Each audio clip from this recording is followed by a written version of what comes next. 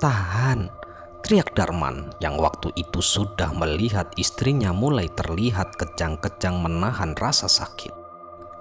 Pak, gimana ini Pak? Ibu Galuh yang juga mulai khawatir dengan keadaan ibunya. Karena tidak tahu harus bagaimana lagi, akhirnya Darman pun seketika berlari mengambil motornya dan segera mengangkat istrinya. Kita mau bawa kemana ibu Pak? Ini kan sudah larut malam.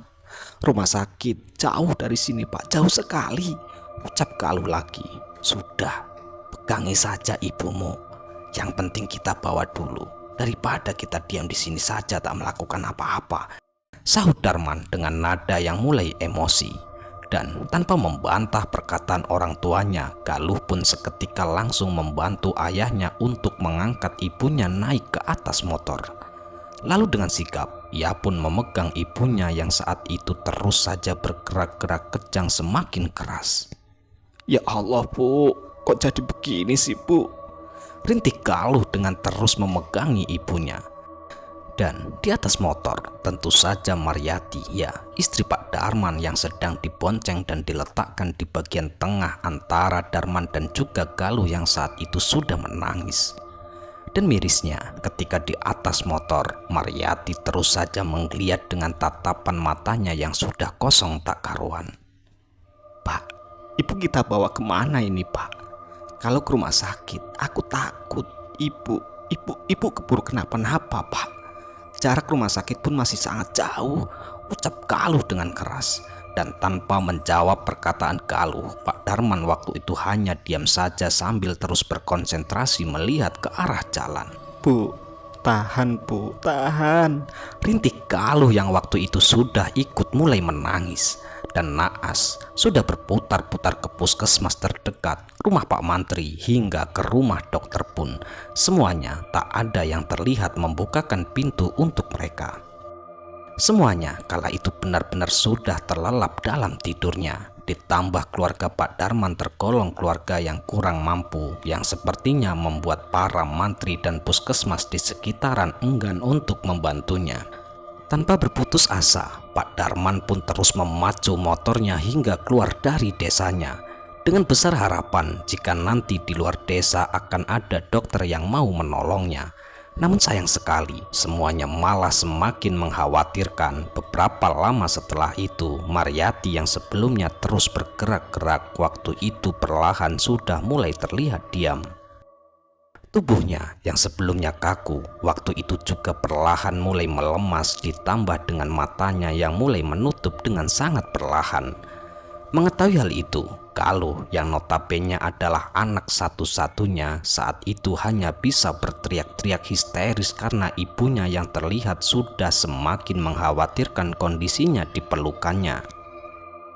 Bu, bangun Bu, bangun. Ya Allah Pak, kok ibu jadi diam begini Pak? Ya Allah, bangun Bu, teriak Galuh sembari dengan sekuat tenaga menggoyang-goyangkan tubuh Maryati.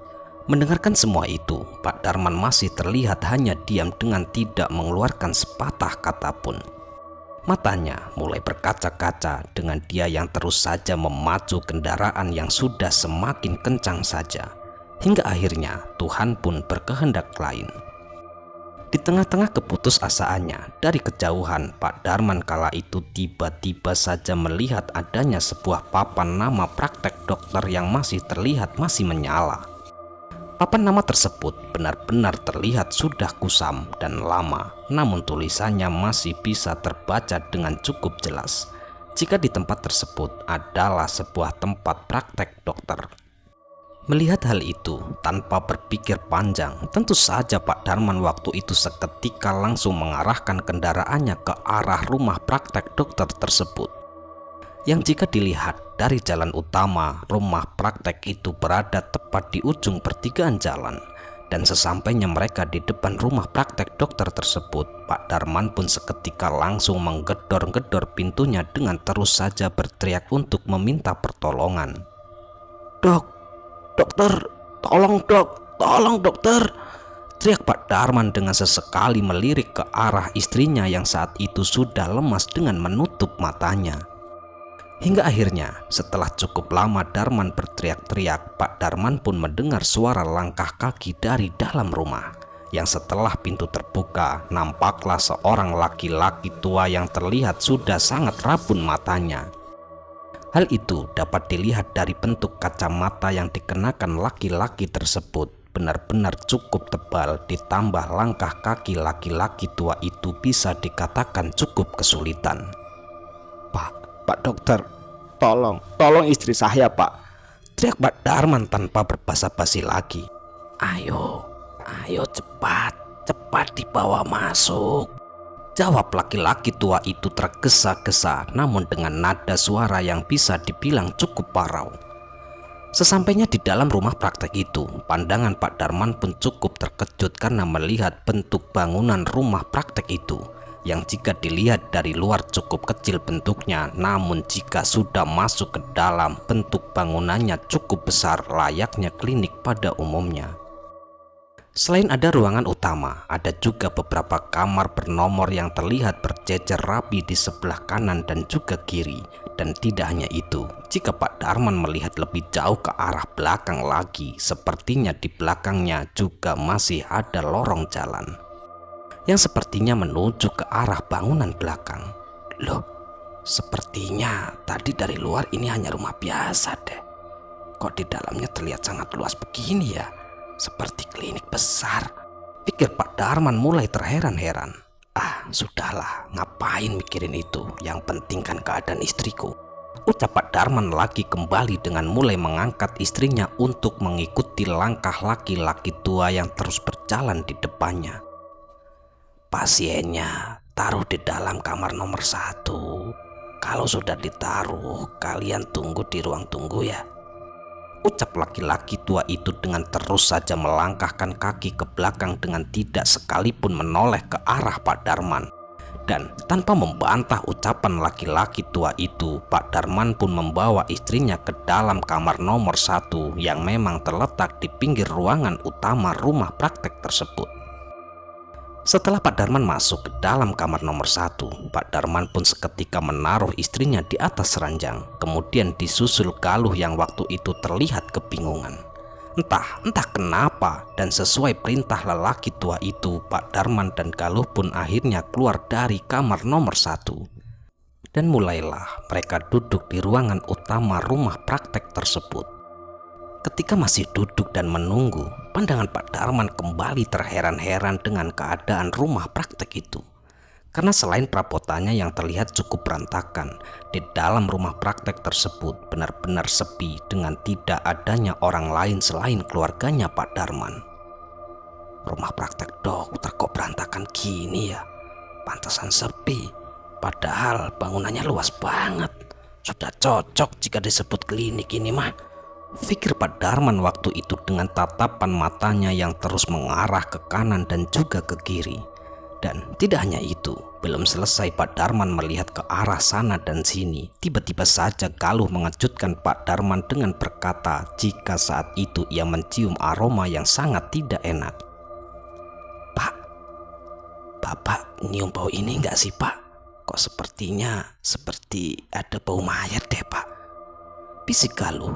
Dan tanpa menjawab perkataan Galuh, waktu itu Pak Darman mencoba ikut mencium aroma yang diceritakan oleh Galuh yang ternyata perkataan Galuh tentang bau bangkai tersebut memanglah benar. Mungkin ini bau bangkai binatang, bukan bangkai yang lain lah, sahut Pak Darman mencoba menenangkan anaknya yang memang waktu itu masih duduk di bangku kelas 2 SMP. Pak, tapi kok kayak ada campuran bau-bau bunga melati gitu ya, sahut Galuh dengan polos. Mendengarkan hal itu, tubuh Pak Darman pun seketika bergetar karena ia pun juga tahu bau bangkai yang ia cium tersebut memang seperti bercampur dengan bau bunga melati. Duh, pikiranku kok jadi ndak enak gini ya. Kemana laki-laki tua tadi? Gerutu Pak Darman. Dengan sesekali ia terus melihat ke arah lorong tempat laki-laki tua tadi pergi. Hingga akhirnya setelah beberapa lama kemudian lelaki tua yang sebelumnya membukakan pintu itu waktu itu akhirnya kembali dari arah belakang bangunan rumah tersebut. Dan ketika kembali, penampilan lelaki tua tersebut sudah berubah layaknya seorang dokter pada umumnya. Setelan jas putih lengkap dengan name tag yang tertera di dadanya sudah sangat membuktikan bahwa jika laki-laki tua tadi yang bernama Dr. Sugeng. Oh, jadi laki-laki itu yang tadi bukakan pintu Dr. Sugeng. Tak kirain bukan. Batin Pak Darman dengan terus saja memperhatikan langkah kaki Dr. Sugeng yang memang terlihat seperti cukup kesulitan berjalan. Dan di situ kembali tanpa menoleh ke arah Pak Darman dan juga Galuh. Dr. Sugeng pun terus saja melangkahkan kaki menuju ke arah kamar nomor 1 yang mana di situ sudah berbaring istri Pak Darman yang bisa dikatakan sudah sangat tidak berdaya. "Tunggu di luar saja ya, jangan masuk," ucap dokter itu jelas dengan langkah kakinya yang mulai memasuki arah dalam kamar. Baik dokter, jawab Pak Darman dengan jelas dengan perasaan yang sedikit lebih tenang karena akhirnya istrinya pun sudah mendapatkan pertolongan. Tidak lama kemudian Pak Darman dan juga Galuh pun tetap bertahan duduk di ruangan utama dengan sesekali Pak Darman yang membuka isi dompetnya yang waktu itu memang sama sekali tak ada uangnya. "Le, besok kamu jagain ibu di sini yo. Bapak mau keluar dulu cari pinjaman uang," ucap Pak Darman pelan. Namun aneh, bukannya menjawab ucapan dari Pak Darman, Galuh waktu itu malah merintih dengan matanya yang terus saja mengarah ke sana dan kemari seperti anak yang sedang melihat sesuatu. "Pak, aku kok ngerasa nggak enak yo di sini, Pak. Dari tadi sepertinya seperti ada yang merhatiin kita deh. Dan rasanya kita seperti tak sendirian di rumah ini. Seperti ada banyak sekali orang," ucap Galuh dengan kepalanya yang masih saja menoleh ke arah sana dan sini.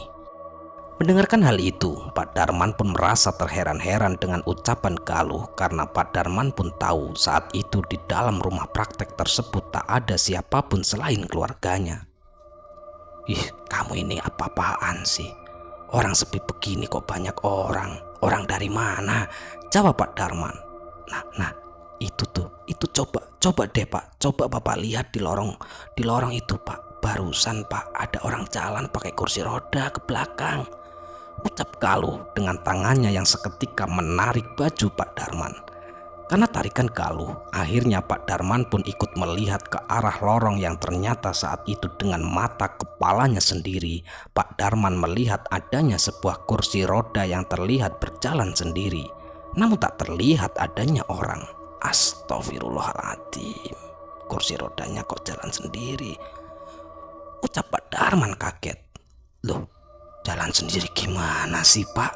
Lah itu kan ada orangnya," sahut Galuh mencoba mengelak perkataan orang tuanya karena sepertinya saat itu Galuh melihat sesuatu. Namun Pak Darman tak dapat melihatnya. Dan dengan mencoba menghindari perdebatan di tengah waktu yang tidak pas itu, akhirnya Pak Darman pun mencoba kembali menenangkan anaknya yang waktu itu terus saja merintih dengan keadaan yang ada. "Sudah diam saja. Ibumu itu lo masih kritis. Kok kamu malah rewel?" bentak Pak Darman dengan raut wajah yang cukup emosi karena sedari tadi Galuh memang cukup sering sekali merintih. Mendengarkan hal itu, Galuh pun seketika diam. Ia menundukkan kepala dengan tak lagi berani berbicara kepada Pak Darman. Dan tak jarang pula, Galuh sesekali terlihat terkejut berteriak hingga seperti ketakutan sendiri. Seperti sedang melihat sesuatu yang memang ia pun tak lagi berani memberitahukan kepada ayahnya. Dan puncaknya, sekitar 1 jam lamanya Pak Darman dan Galuh menunggu. Akhirnya dokter tua itu pun keluar dan berjalan pelan ke arah Pak Darman. Di situ perasaan Pak Darman tentu saja berharap-harap cemas ada apa dengan hasil pemeriksaannya karena Pak Darman pun tahu terakhir kali ia melihat keadaan istrinya dalam keadaan koma. Bagaimana dok keadaan istri saya dok? Tanya Pak Darman dengan perasaan yang sudah campur aduk tak karuan. Oh, sudah selesai. Istrimu baik-baik saja. Sebenarnya dia tadi sudah hampir tidak ada. Tapi ya untungnya dia itu mau ku ajak balik lagi. Ya sudah, besok kalian bisa bawa pulang. Tapi untuk sekarang biarkan dia istirahat dulu, ucap dokter tua tersebut dengan langkah kakinya yang mulai berjalan meninggalkan Pak Darman. Mendengarkan hal itu, Pak Darman pun hanya sedikit mengangguk, namun waktu itu ia kebingungan dengan ucapan yang barusan dokter tersebut katakan. Dan tidak hanya itu, di sela-sela kebingungannya, Pak Darman terus saja melihat langkah kaki dokter tersebut yang berjalan ke arah lorong belakang yang kemudian seperti tiba-tiba saja hilang ditelan kegelapan malam. Dan dengan mencoba menguatkan perasaan serta berusaha tetap berpikiran positif, Pak Darman pun akhirnya berjalan ke arah dalam kamar nomor 1 itu bersama Galuh yang juga terlihat masih cemas dan ketakutan. Entah kenapa, sesampainya mereka di dalam kamar nomor 1, akhirnya Pak Darman pun sedikit cukup lega karena saat itu Pak Darman sudah melihat keadaan istrinya sedikit lebih baik dari sebelumnya. Wajah istrinya waktu itu cukup segar dari sebelumnya, dan istri Pak Darman pun sudah terlihat mulai bangun sebentar untuk memberikan senyuman kepada Pak Darman, menandakan jika keadaannya sudah lebih baik. Galuh mana Pak? Ucap istri Pak Darman pelan sambil mencari Galuh yang memang anak satu-satunya mereka. Sudah, Galuh aman Bu. Sudahlah, jangan mikir yang aneh-aneh dulu. Fokus saja sama kesehatanmu yo. Sekarang kamu istirahat dulu. Iya Pak. Tapi kita ini di mana Pak? Apa ini di rumah sakit? Kalau iya, nanti bagaimana kita membayarnya Pak? Ucap lirih dari istri Pak Darman. Sudah kamu tenang saja. Kamu istirahat saja, ucap Pak Darman lagi mencoba menenangkan. Dan tanpa menjawab perkataan Pak Darman, saat itu Mariyati hanya diam sambil kembali memejamkan matanya.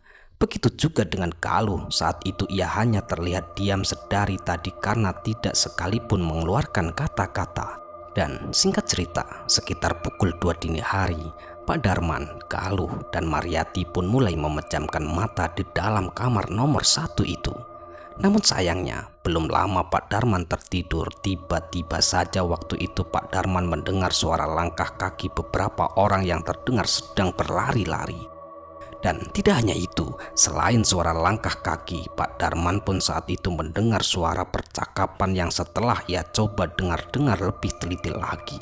Suara percakapan tersebut terdengar seperti orang yang sedang berobat, layaknya di rumah sakit pada umumnya. Mendengarkan hal itu, jantung Pak Darman pun perlahan mulai berdetak dengan cukup kencang. Karena Pak Darman tahu sebelumnya keadaan rumah praktek malam itu benar-benar sangat gelap. Kok aneh ya, rumah praktek ini kan sepi dari tadi, tidak ada siapapun selain keluargaku. Tapi kok sepertinya aku dengar banyak sekali orang, pikir Pak Darman dengan matanya yang kembali melirik ke sana kemari. Karena pikiran Pak Darman yang mulai tidak tenang, akhirnya ia pun berdiri dan mulai berjalan pelan untuk memastikan siapa sebenarnya sumber suara berisik tersebut. Kamu jagain ibu dulu ya. Bapak mau lihat-lihat sekitar dulu. Kok sepertinya bapak itu dengar suara banyak sekali orang, ucap Pak Darman pelan. Oh, jangan Pak, teriak Galuh dengan keras. Sudah, kamu itu diam saja dulu, jagain ibumu. Bapak mau lihat-lihat dulu keluar sebentar, jawab Pak Darman dengan jelas sembari memberi tanda kepada Galuh agar Galuh tetap menjaga ibunya saat itu.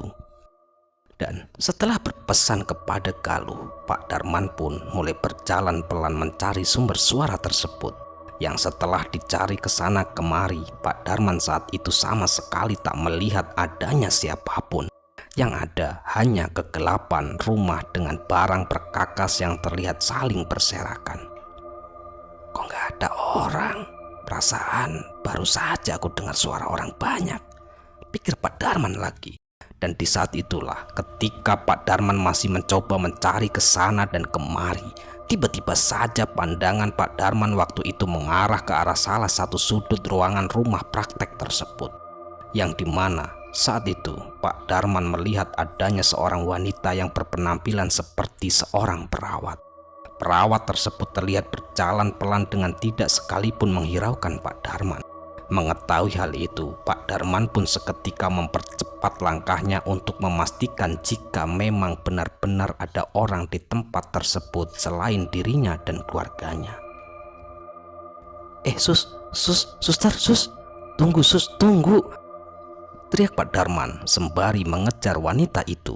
Namun sayangnya, ketika Pak Darman sudah sampai dan berhasil menyusul perawat itu, perasaan Pak Darman yang sebelumnya tenang waktu itu seketika ia merasa seperti ketakutan tak karuan. Karena setelah perawat tersebut menoleh ke arah Pak Darman, wajah dari perawat tersebut ternyata sangat rata dengan tidak adanya mulut, hidung dan juga mata. Dan tidak hanya itu, selain wajahnya yang rata, bau yang keluar dari tubuh wanita tersebut benar-benar sangat tidak sedap, layaknya bau bangkai. Mengetahui semua itu, Pak Darman pun seketika berteriak-teriak dengan nafasnya yang tiba-tiba terasa sulit untuk dihembuskan. Seluruh tubuhnya bergetar hebat dengan kakinya yang juga seolah-olah tak bisa lagi digerakkan. Namun untungnya ketika Pak Darman masih terdiam karena shock, tangan Pak Darman pun tiba-tiba ditarik oleh Galuh yang waktu itu ternyata sudah ada di sampingnya.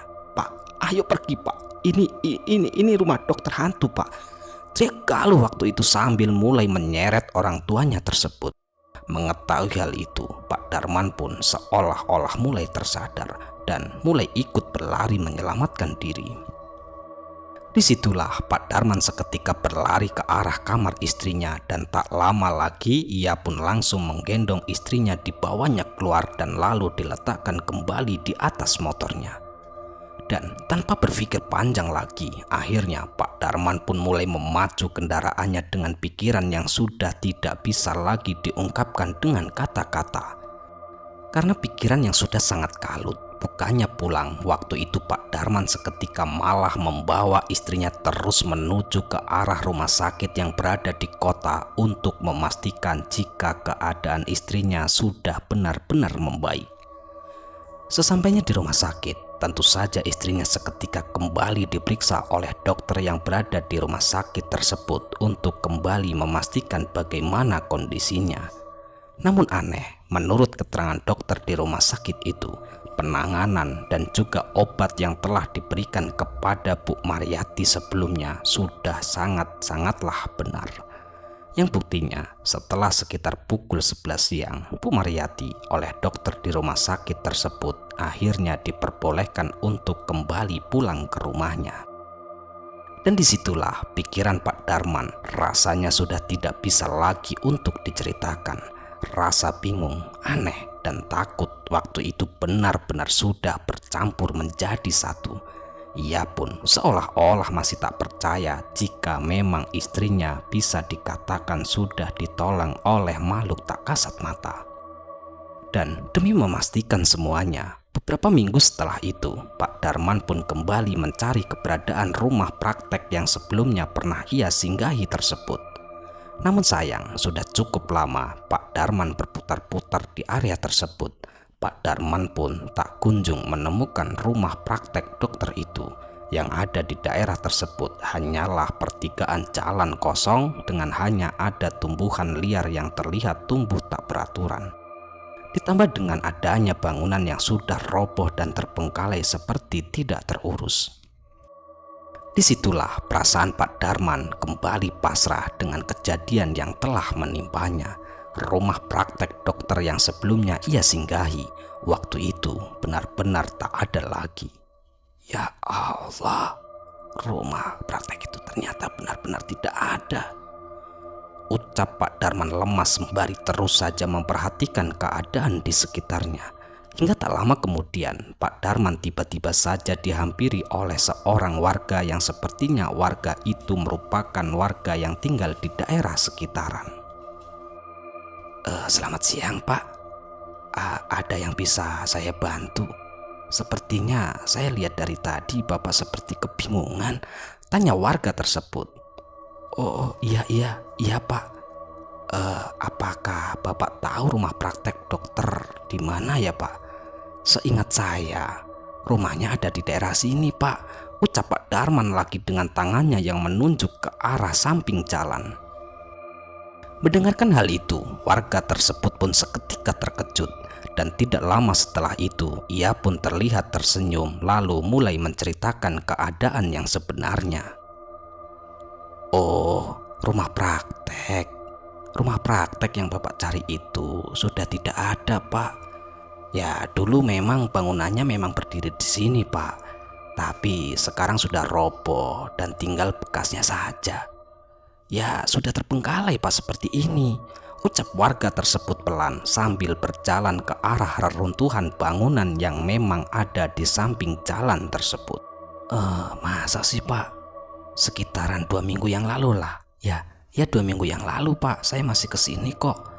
Nah, malahan saya itu ditolong langsung sama dokternya, tanya Pak Darman dengan rasa kaget. Dengan sangat jelas, Pak Darman pun mendapatkan keterangan dari warga sekitar jika bangunan rumah praktek yang Pak Darman cari itu sebelumnya memang ada. Namun kini sudah diratakan dengan tanah. Hal itu dilakukan karena rumah praktek tersebut sudah kosong beberapa tahun lamanya lalu ditinggalkan pemiliknya begitu saja. Dulu, rumah praktek tersebut memanglah rumah praktek Dr. Sugeng.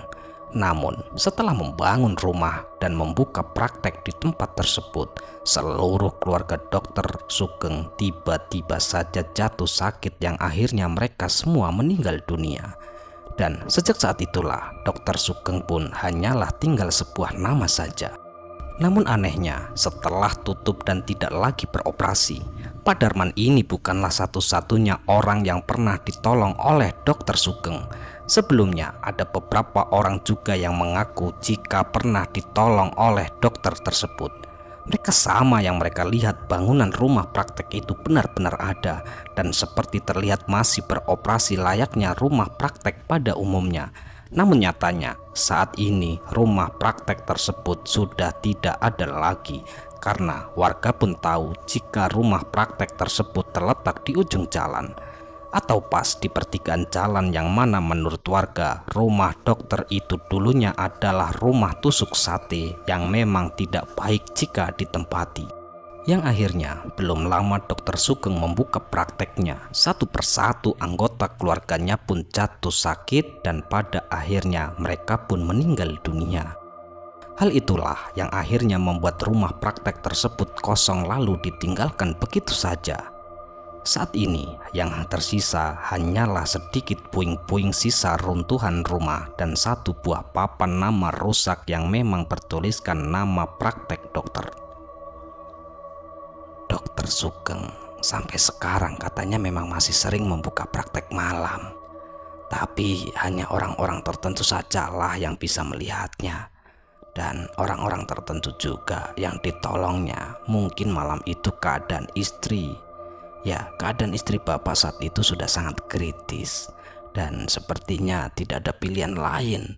Akhirnya Dr. Sugeng pun menampakkan diri dan beliau pun menolong istri Bapak. Terang warga yang tinggal di daerah tersebut mendengarkan semua hal itu, tubuh Pak Darman pun kembali bergetar. Kakinya terasa lemas dengan jantungnya yang terus berdetak dengan sangat kencang. Karena ia seperti masih tak percaya dengan apa yang sudah barusan ia dengarkan.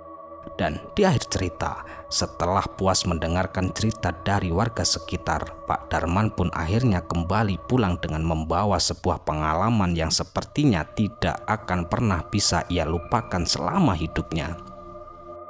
Di mana istri Pak Darman pernah ditolong oleh seorang dokter. Dokter yang tak kasat mata. Siapapun dia, Pak Darman pun mengucapkan terima kasih karena saat itu istrinya telah ditolong dari kondisi yang dalam keadaan kritis. Akhirnya, istrinya pun kembali sehat dan hidup sampai saat ini. Ya, sekian cerita kali ini. Semoga cerita ini bisa menghibur dan cerita ini bisa bermanfaat yang kami harapkan. Dan kami ucapkan mohon maaf yang sebesar-besarnya jika ada kata-kata yang salah yang kami sampaikan di dalam cerita. Dan kami ucapkan terima kasih banyak kepada teman-teman semua yang telah mendukung kami. Semoga amal kebaikan teman-teman dibalas oleh Allah Subhanahu wa Ta'ala berupa hal-hal yang lebih baik dan lebih bermanfaat dalam kehidupan kita semua.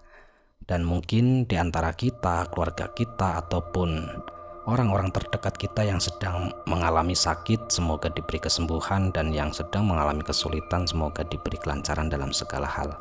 Amin amin ya robbal alamin. Sekali lagi saya Tony mengucapkan mohon maaf yang sebesar-besarnya jika ada kata-kata yang salah yang kami sampaikan di dalam cerita.